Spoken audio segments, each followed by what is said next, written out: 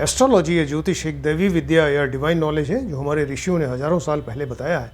Astrology या ज्योतिष के बारे में हमने आपको पहले भी बताया। इसकी 3 मेन ब्रांचेस हैं।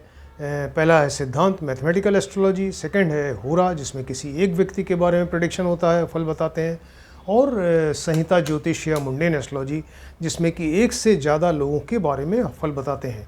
तो एक से ज़्यादा लोग इन्वॉल्व हों किसी चीज़ में, कोई घटना घटे जिसमें कि बहुत ज़्यादा लोग इन्वॉल्व हो जाएं, सामूहिक रूप से उनके ऊपर असर पड़े, जैसे आंधी तूफ़ान बवंडर आ जाए, और या इसके अलावा जो है अकाल पड़ जाए, बाढ़ आ जाए, राइट, भूकंप आ जाए, या युद्ध कहीं पर हो, कोई बड़ी दुर्घटना घट जाए, तो ऐसे केस में जिसमें कि एक से ज़्यादा लोग, बहुत ज़्यादा, या कोई महामारी हो जिसमें एक से ज़्यादा बहुत सारे लोग इन्वॉल्व हो रहे हों, तो उस घटना के बारे में प्रेडिक्शन करना, उन लोगों के बारे में प्रेडिक्शन करना या फल बताना, उसी को मुंडेन एस्ट्रोलॉजी या संहिता ज्योतिष कहते हैं, राइट।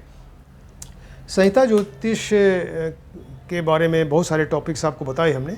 आज जो टॉपिक है वो गेहूँ जो होता है, इसका दाम कभी कम हो जाता है, दाम में वृद्धि होती है, कभी गेहूँ का दाम कम होता है। तो ये ऋषियों ने ये भी बताया है कि ये गेहूँ के दाम में कब वृद्धि होगी, कब उसकी कमी होगी, ये आप ज्योतिषी योग से देख सकते हैं। ग्रहों के जो योग बनते हैं उससे आप पता कर सकते हैं कि ये गेहूं का दाम कब बढ़ेगा, कब कम होगा, राइट। तो इसमें गेहूं जो है वो आप जानते हैं कि जनमानस में यानी पब्लिक में बहुत ज़्यादा यूज़ होता है। बच्चे से लेके बूढ़े तक सभी गेहूं खाते हैं, और राजा से रंक या अमीर से लेके और गरीब जितने हैं सब गेहूं खाते हैं, राइट। गेहूं का जो कारक ग्रह है, गेहूं का कारक ग्रह यानी रिप्रेजेंटेटिव, या जो ग्रह गेहूं की फसल के लिए रिस्पॉन्सिबल हैं, वो हैं सूर्य, चंद्र, मंगल और गुरु, राइट। ये 4 ग्रह जो हैं मेन प्लैनेट्स हैं जो कि गेहूं के कारक ग्रह कहे जाते हैं, सूर्य, चंद्र, मंगल और गुरु।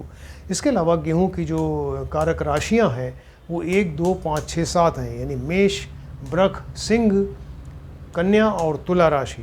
ये राशियां जो हैं ये गेहूं की कारक राशियां हैं, राइट। अब गेहूं से रिलेटेड जो योग बताए हैं, ज्योतिषी योग, तो ये किस तरह से बनते हैं, ज्योतिषी योग क्यों बनते हैं, कैसे बनते हैं, इसके लिए ये है कि ग्रह अपनी अपनी ऑर्बिट्स में घूम रहे हैं। हर एक ग्रह की अपनी ऑर्बिट है, उस सूर्य का चक्कर लगा रही है, अपने अपने ऑर्बिट्स में घूम रहे हैं, और चक्कर लगाते लगाते उनके सामने डिफरेंट राशियाँ आ रही हैं, कभी डिफरेंट नक्षत्र आ रहे हैं।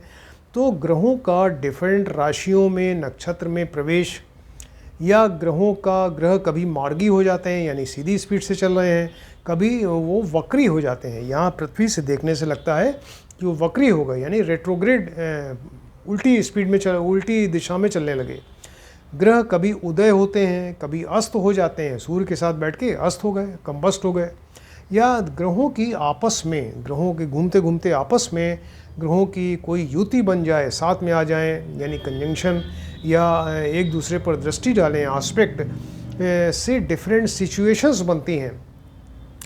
इन मतलब ग्रहों के घूमने से ये सब डिफरेंट सिचुएशंस बन रही हैं, उसी को ज्योतिषी योग कहा जाता है, राइट। उसी को ज्योतिषी योग कहते हैं।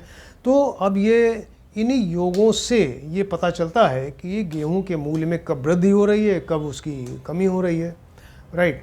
तो इससे जो ऋषियों ने बताया कि ग्रहों के मूल्य में जो वृद्धि होती है उससे रिलेटेड कुछ योग बताए हैं कि जैसे अगर ये सब योग बने तो गेहूं के मूल्य में वृद्धि होगी, ये सब योग बनेंगे तो गेहूं के मूल्य में कमी होगी, राइट।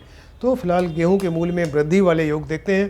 तो इसमें अगर मंगल का गोचर 7 नंबर राशि यानी लिब्रा, तुला राशि में हो, राइट, तो मंगल का गोचर, मंगल इसका गेहूं का कारक ग्रह है, और इसके अलावा अगर इसका गोचर ट्रांजिट तुला राशि में, जो शुक्र की राशि में अगर होगा, तो गेहूं के मूल्य में वृद्धि होगी, राइट। सेकंड नंबर, मंगल अगर अस्त हो जाए, मंगल अस्त कैसे होगा, कंबस्ट होगा कैसे, ये सूर्य के साथ बैठ के अस्त हो सकता है। तो मंगल अगर अस्त हो जाए कन्या या तुला राशि में, कन्या या तुला राशि में अगर मंगल अस्त हो जाएगा तो गेहूं का दाम बढ़ जाएगा।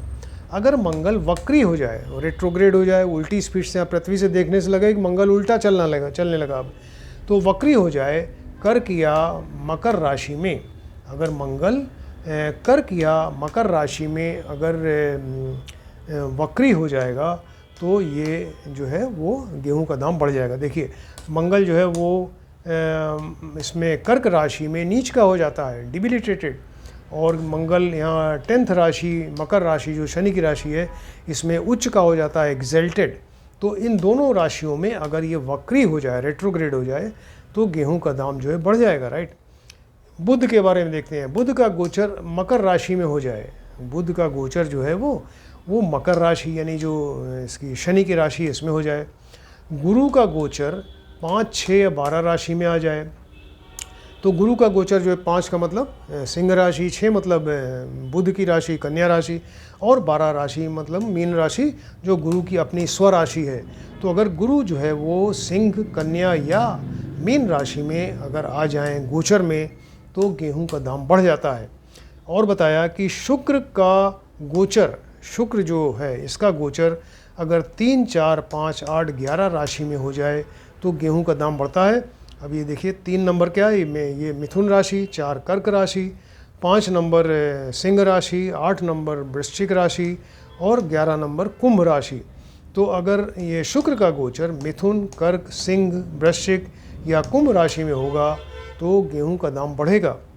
शनि कुंभ राशि में उदय हो जाए, शनि की अपनी राशि है, मूल त्रिकोण राशि है कुंभ राशि, अगर शनि कुंभ राशि में उदय हो रहा है तो उस समय गेहूं का दाम बढ़ेगा। ये सब जो योग आपको बताए, कुछ ज्योतिषी योग, इम्पोर्टेंट योग हैं, इससे अगर इस तरह के योग बन रहे हैं, आप पंचांग में देख के जान सकते हैं इसको, तो ये आप गेहूं का मूल्य पहले से आपको पता चल जाएगा कि गेहूं का दाम बढ़ने वाला है, राइट। गेहूं के मूल्य में मंदी के योग, गेहूं का दाम कभी कभी कम भी हो जाता है। ये कैसे होगा, इस तरह के ज्योतिषी योग बनते हैं यदि चंद्रवार, चंद्रवार मतलब सोमवार, सोमवार किसी चंद्रमास में 5 बार आ जाए। तो जनरली जो सप्ताह के वार होते हैं ये सब किसी चंद्रमास में 4 बार ही आते हैं, लेकिन कभी कभी ऐसा भी होता है कि कोई जो सप्ताह का वार है वो किसी चंद्रमास में 5 बार आ जाता है।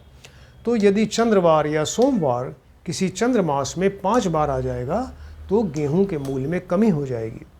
मंगल का गोचर मेष या मीन राशि में हो जाए, 1 या 12 नंबर मतलब मेष या मीन में हो जाए, तो मंगल की अपनी राशि मेष राशि और 12 नंबर गुरु की राशि मीन राशि है, तो मंगल का गोचर मेष या मीन राशि में होगा तो गेहूं का दाम जो है वो कम हो जाएगा। बुध वक्री हो जाए, बुध चलते चलते आपको दिखाई दे रहा है कि वो सीधे जा रहा था, वो वक्री हो गया, रेट्रोग्रेड, उल्टा चलने लगा, तो बुध जब वक्री हो जाएगा तो गेहूं का दाम कम हो जाएगा। बुध वृष राशि में मार्गी हो जाए, वृष राशि जो इसकी शुक्र की राशि है, अगर इसमें मार्गी होगा यानी सीधी स्पीड से चल रहा है तो गेहूं के दाम में कमी होगी। बुध पूर्व में अस्त हो जाए, कभी पूर्व में उदय होता है अस्त होता है, कभी पश्चिम में उदय अस्त होता है बुध, तो बुध जो है पूर्व दिशा में ईस्ट डायरेक्शन में अगर अस्त हो जाए मतलब सूर्य के साथ बैठकर वो अस्त यानी कंबस्ट हो जाए तो गेहूं का दाम कम हो जाएगा।